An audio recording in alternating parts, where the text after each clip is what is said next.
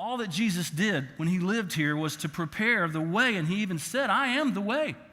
I love Thomas. I don't really berate Thomas for being a doubter so much. To me, Thomas is the honest one, you know.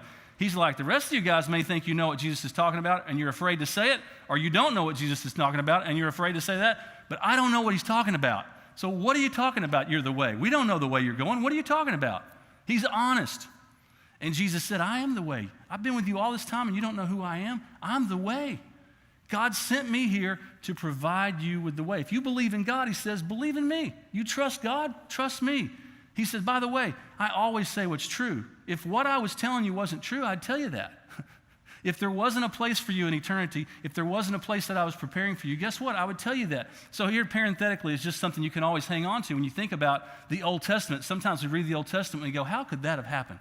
A fish swallowed a guy and took him down three. How could that happen, you know? And sometimes people go through that and they say, well, that's just allegory, or that's just legend, or it had a spiritual point, but it really wasn't literally true. Listen to me. Jesus is saying, if something wasn't true, I would have told you. So if Jesus believed the Old Testament and he didn't correct the Old Testament, then that's good enough for me, because that's who I follow. I follow Jesus Christ. So Jesus didn't go, well, yeah, this part was true, this part wasn't true. Don't you think if there was something that man wrote down wrong in the Old Testament under the inspiration of the Holy Spirit, that they got it wrong somewhere, which is a criticism that I hear people share sometimes? Don't you think if that was true, that Jesus would have corrected that when he came? Yes. Because he said, I always say what's true. I'm the truth. I always speak the truth. And if it were not so, I would have told you. So you can trust me.